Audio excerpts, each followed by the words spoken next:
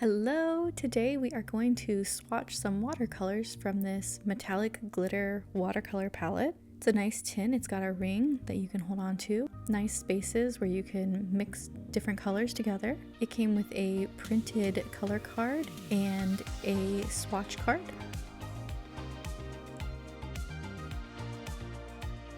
So we're going to see how much they shimmer on our paper. With each of these, I tried to do a lighter coat at the top and then get a little more dense at the bottom. So you'll notice I do a couple extra coats further down in the swatch.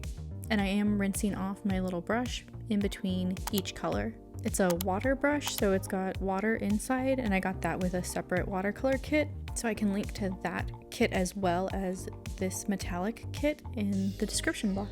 I had to check the color names because some of them weren't actually in the correct order, and some of the names I noticed didn't seem to fit my interpretation of what the color would be. So here I'm painting the brown and then currently the dark brown. At least that's how they were labeled. I would probably switch those names. They didn't quite seem to fit. And then one of the other colors that we'll do later is copper, and that one does not look like copper.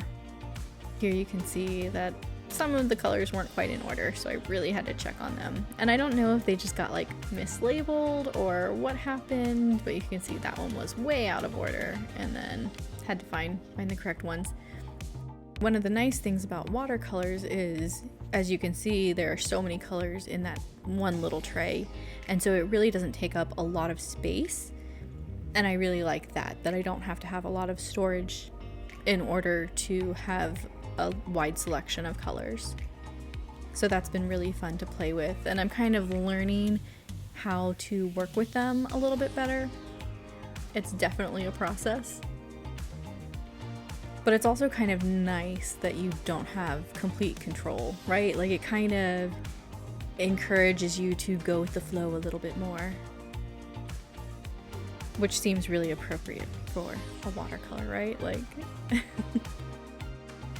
but I do like that it's all nicely contained. And then I just have one booklet you can see that I'm kind of on top of watercolor paper that I've just kind of played around with a little bit. And there's a ton of tutorials that you can find online for watercolor painting, so I've tried following a couple of those and watching a few of those, and it's been fun kind of reconnecting to different creative hobbies. So here are our final results. There's our pretty palette of shimmer colors.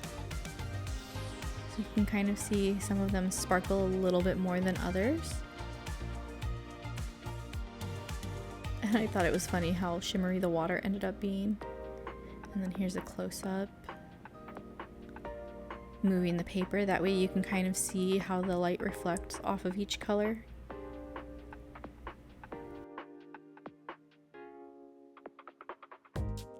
Okay, so let's put these colors to the test and see how they look in little projects.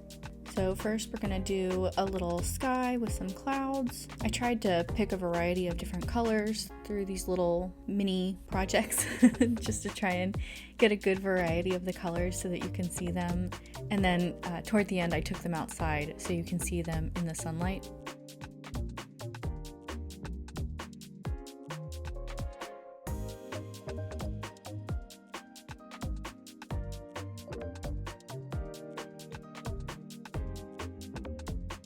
For the first three, I followed some little mini tutorials, so I will link those in case you want to give them a try. But there's lots of nice, easy tutorials on YouTube, on Pinterest, wherever you like getting your videos.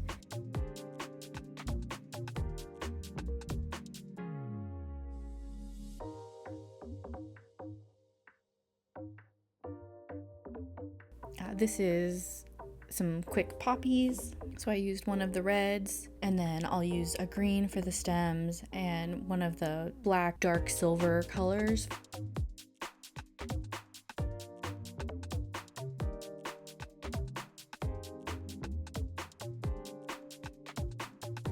I think they'd be a really pretty palette to use for kind of some ocean or underwater scenes. I think that would look really pretty. You could probably do some neat space scenes or just add some nice pops and flashes.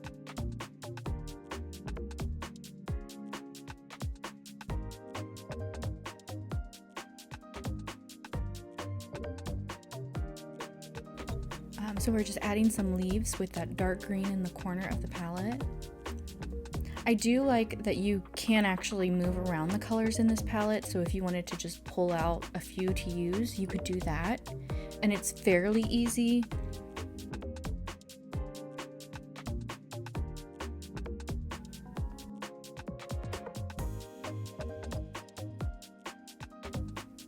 For this next one, we're adding some purple flowers.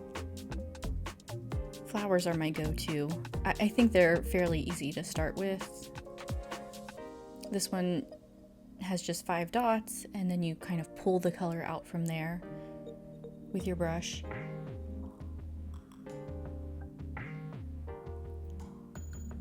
And I love how easy it is to add dimension and like some variety of shades with the watercolors. They just lend themselves to that quite well. Some of these colors were not the most pigmented, and I know like there's some variety just with how much water you use, but some of them I think could have been a little more pigmented, and some of them were very pigmented. So just FYI. I feel like the lighter shades actually had more shimmer that showed than some of the darker shades. Here, this is just me messing around. So just kind of freehanding some pink flowers. I liked that vibrant pink. That one looked really pretty. Just a little bud over there.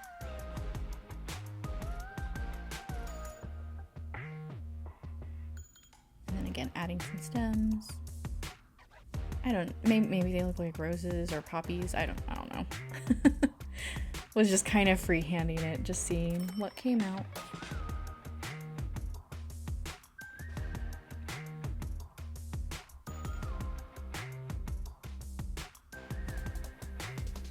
And then I wanted to try using the browns, so I just put in a little tree stump. That way I could use several different of the brown shades, trying to get it a little darker. And then play with some of the lighter greens to add some grass and some orange flower dots, some yellows.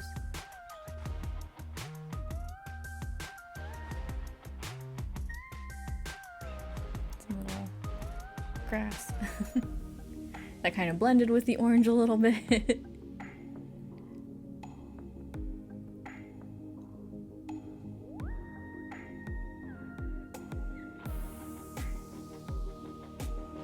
And then I added another shade. Oh, there was Louis. Added another shade of more copper on top of that.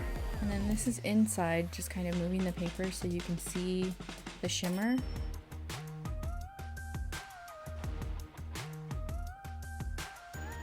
So you can see some of them reflect a lot better than others, depending on the lighting and what gets captured. But especially that one pink flower, it kind of adds some cool dimension to it.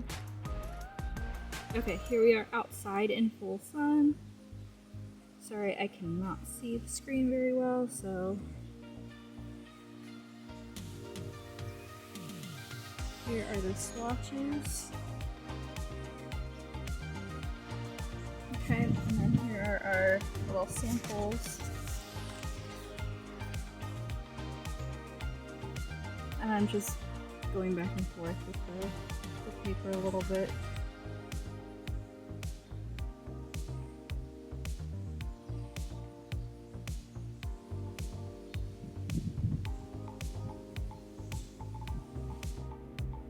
And then of course, you can't do anything without supervision in this house.